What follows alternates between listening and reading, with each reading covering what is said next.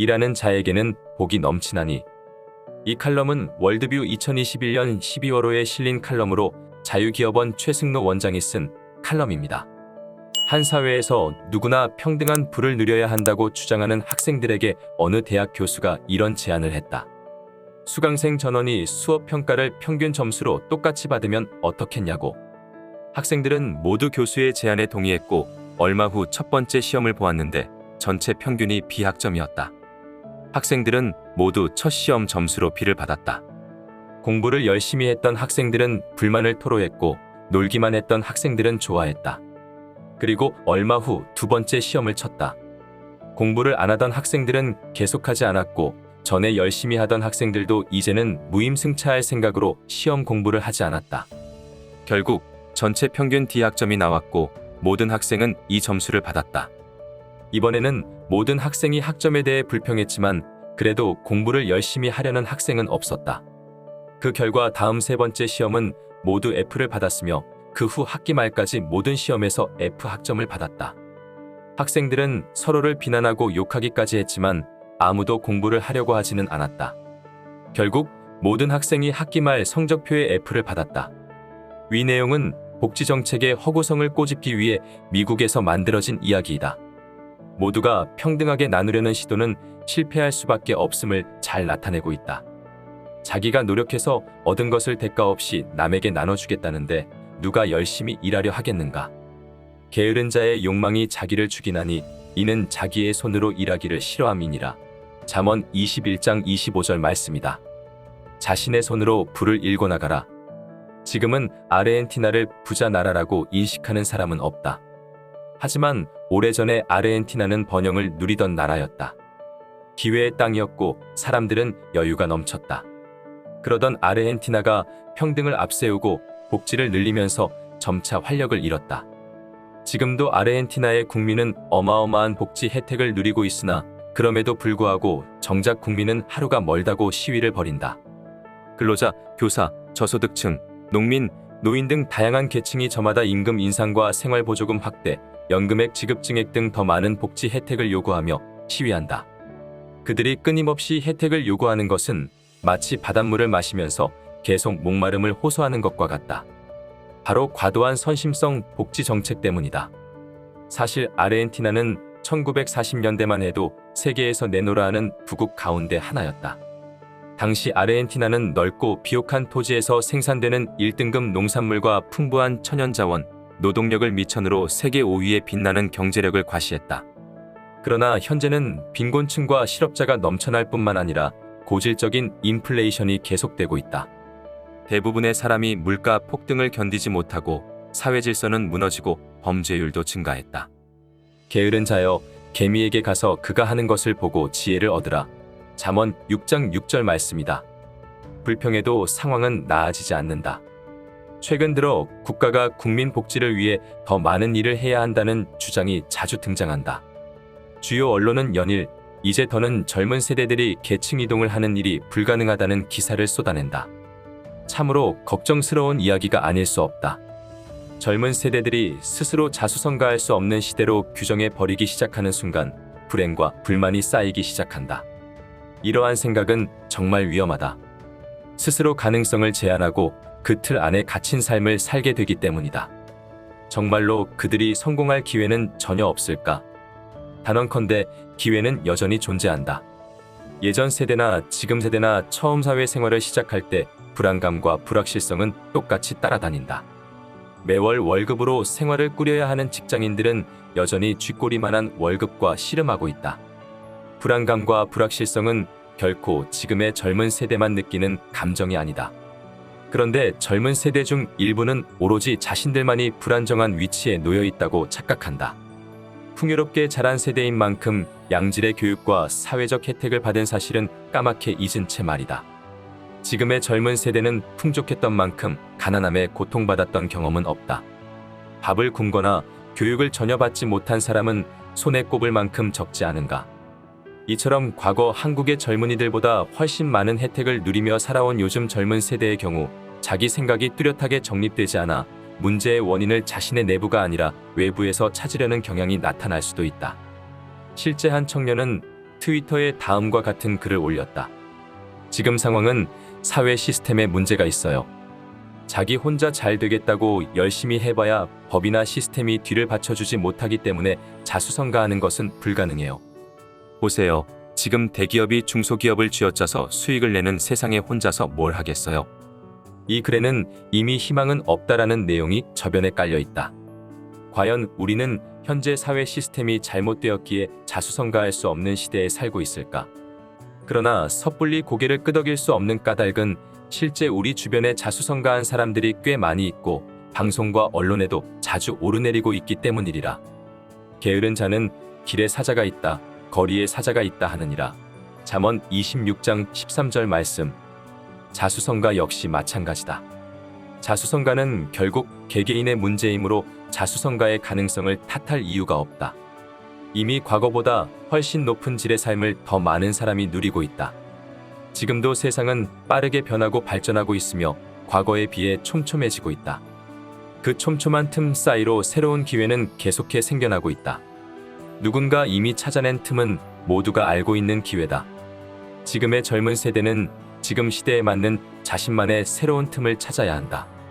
손을 게으르게 놀리는 자는 가난하게 되고 손이 부지런한 자는 부하게 되느니라. 잠언 10장 4절 말씀. 노동은 다방면으로 우리 삶에 유익이 된다.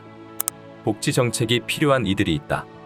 소년, 소녀 가장, 장애인, 독거노인 등 스스로 삶을 책임지기 어려운 이들이다. 사람들은 자발적으로 어려운 이들을 도우려 한다. 정부의 복지 정책은 그런 사람들의 자발적 복지 지출로도 해결하지 못하는 부분을 보완하는 수준에서 이루어지는 것이 바람직하다.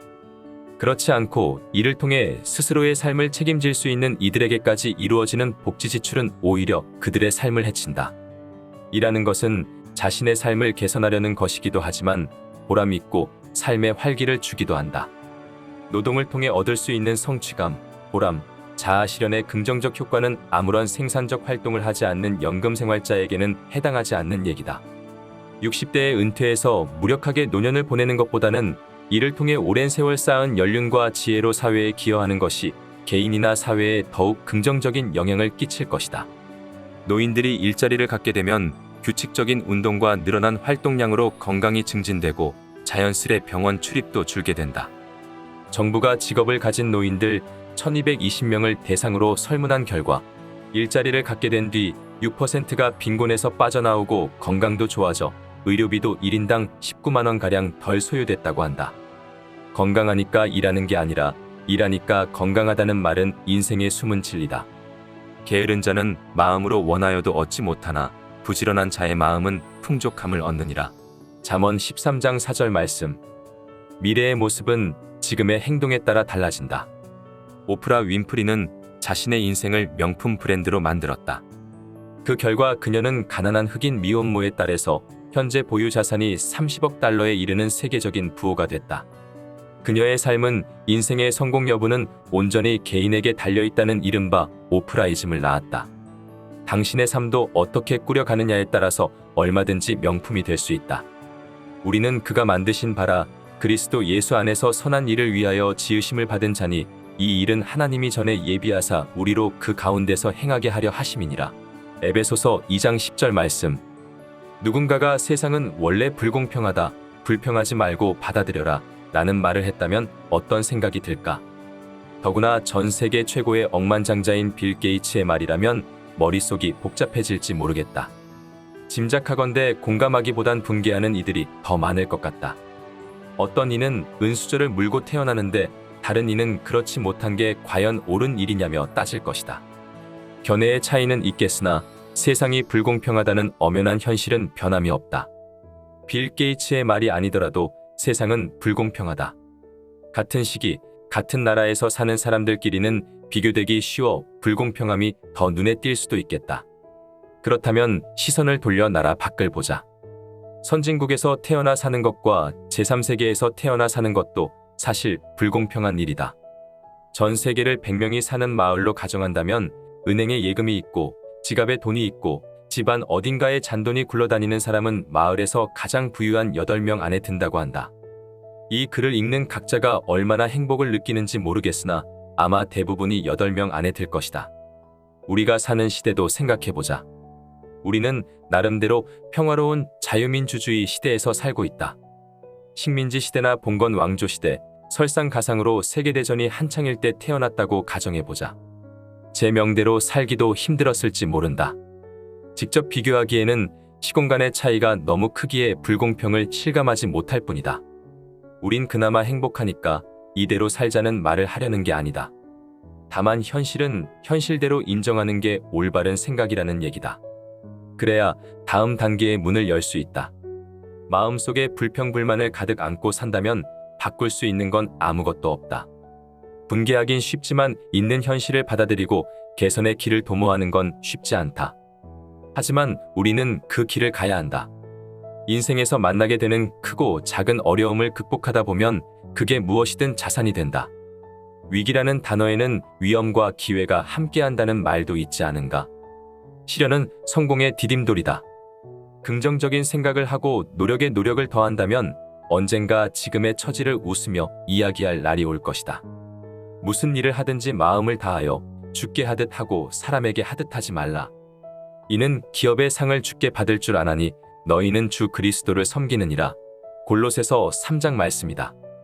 세상은 불공평하지만 거기서 끝은 아니다. 세상은 시련에 주저앉는 이에게 더욱 가혹하지만 노력하는 이에게 보이지 않는 도움을 선사한다. 헬렌 켈러의 삶에서 빼놓을 수 없는 이름들이 있다. 바로 헬렌의 가정교사였던 앤 설리번과 그녀의 뒤를 이은 보조자였던 폴리 톰슨이다. 앤과 폴리는 반세기가 넘는 시간 동안 헬렌의 눈과 귀가 되어 주었고 이 둘은 헬렌에게 있어 부모 이상으로 빼놓을 수 없는 은인이다. 하지만 앤과 폴리의 희생과 헌신은 만약 헬렌이 불공평한 운명에 절망하고 좌절했다면 아무런 의미가 없었을 것이다. 헬렌의 성공적인 삶은 그녀가 자신의 삶을 포기하지 않고 앞으로 밀고 나갔기에 가능했던 일이다. 헬렌이 스스로를 도왔기에 운명의 여신이 그녀에게 앤과 폴리 같은 헌신적인 조력자들을 보낸 게 아닐까. 당신이 불평 속에 주저앉지 않는다면 하늘은 스스로 돕는 당신을 도울 것이다. 이 글을 읽는 당신의 주변에도 부모님과 선생님, 친구 등 당신을 위해 애쓰는 사람들이 있다. 그들의 노력과 기도가 헛되게 하지 말자. 불평만 하고 살기에 우리의 인생은 너무나도 소중하다. 우리가 선을 행하되 낙심하지 말지니 포기하지 아니하면 때가 이름에 거두리라. 그러므로 우리는 기회 있는 대로 모든 이에게 착한 일을 하되 더욱 믿음의 가정들에게 할지니라. 갈라디아서 6장 9절에서 10절 말씀.